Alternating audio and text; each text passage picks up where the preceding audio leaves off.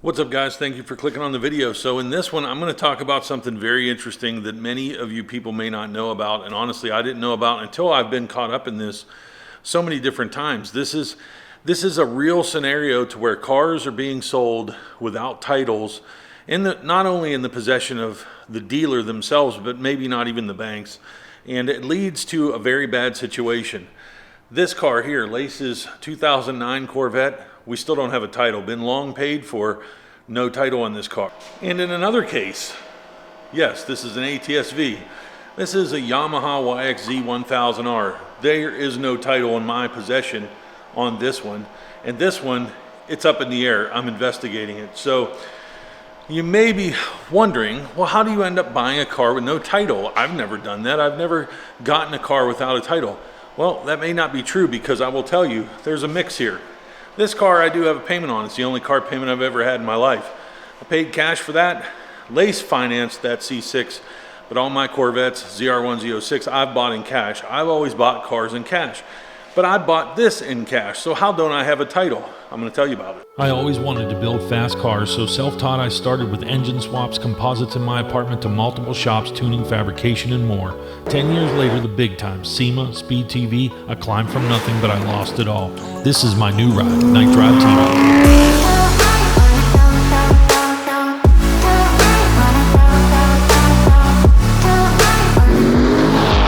When failure is not an option, us car guys keep banging the gears of life.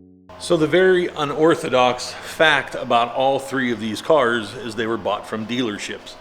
And when I've bought from private owners, of course, I've never had a title problem ever in my life. Now this one is unique, and yes, it has a flat tire, because I went out in the desert on this tire. It was brand new, and it's flat immediately. I've got one use out of it. The point is, let me tell you how this transpired and how it connects to Lace's C6 and how it really connects to these cars through Carvana. So let me get into it. So let me tell you how this kind of took place. So I bought this as a used, on the lot, on the dealer lot, trade-in.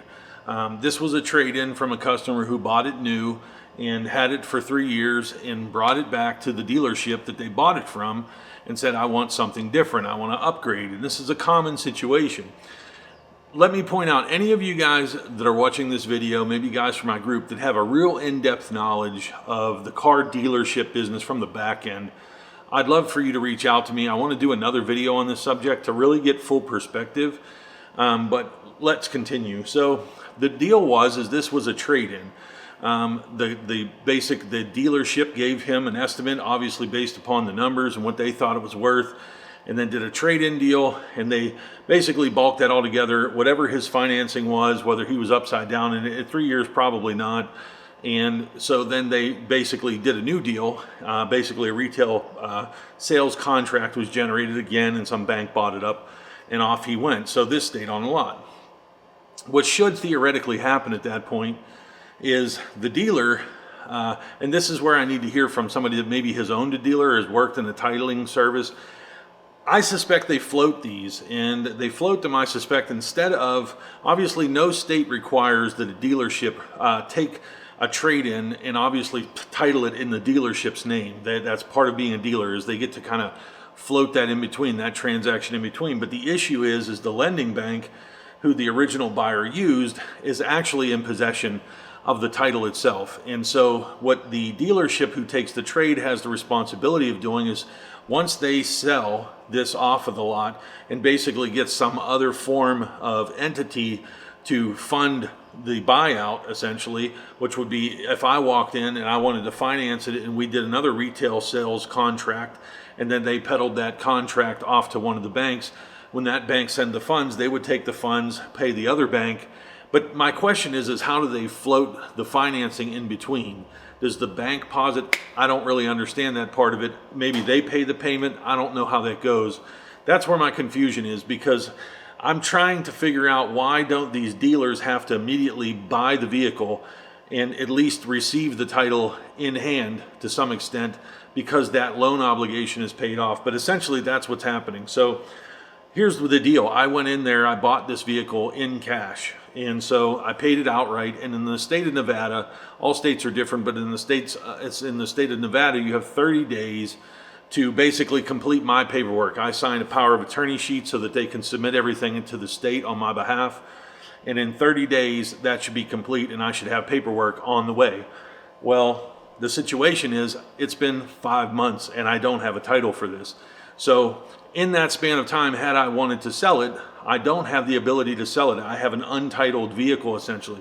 If I get stopped out in the street, if I cut across a road and a police officer sees me and stops me and just says, you know what, I have the right within my legal bounds to tow this thing and you have to go get it out of impound, my proof of ownership is not even actually here because I don't have a title for this. So that's where that issue comes in. Now Carvana, interestingly over here, which is where I bought this ATS-V from, Carvana has been sued extensively over this.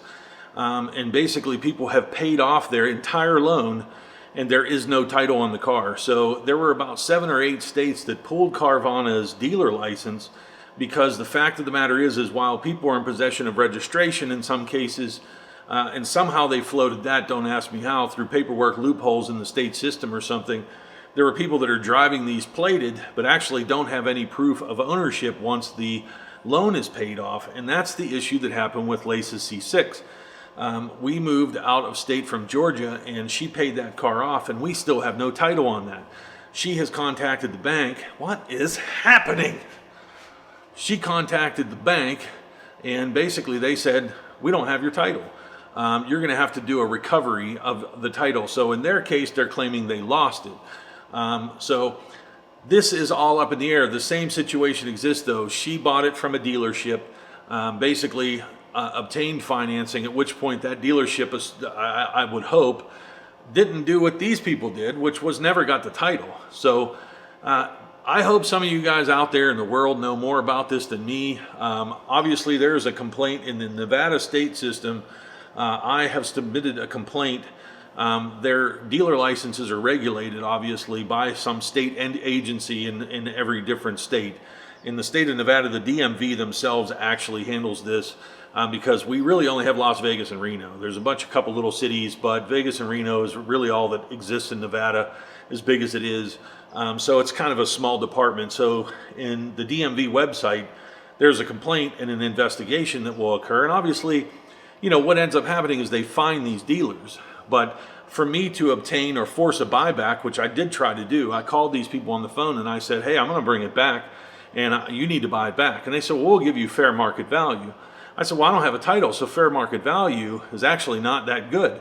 I'm selling you an untitled vehicle, so I guess it would be what? Nothing, worth nothing to you. And they said, oh, well, you know, we would buy it back at a higher price, maybe.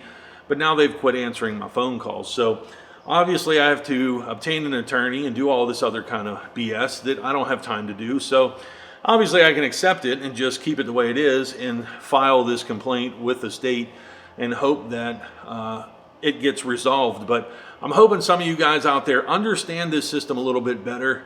And maybe you can reach out to me at this email right here and kind of give me a breakdown. Maybe we can do a video and kind of educate people as to how this happens and maybe how to avoid it. Because my question is when you buy one of these vehicles, how can you really verify that, especially if it goes from being financed by one owner, floated through the dealer, and then refinanced to you, and your contract gets sold to a bank? Can you call the bank and verify that they actually have the title? Is that something people should do? That's what we need to figure out, and that's what I need your help with. So let me know in the comments below, email me, and maybe we can do a video and help some other people out, because this is a scam. This is fraud, essentially. If I'm paying quite a bit of money for this, I saved up for this for a while, and so, you know, it was right around 20 grand, I'll be honest with you. So I don't have any ability to sell it, you know, and it's fraudulent, and I don't know. Give me some advice, guys. Thanks for watching Night Drive TV.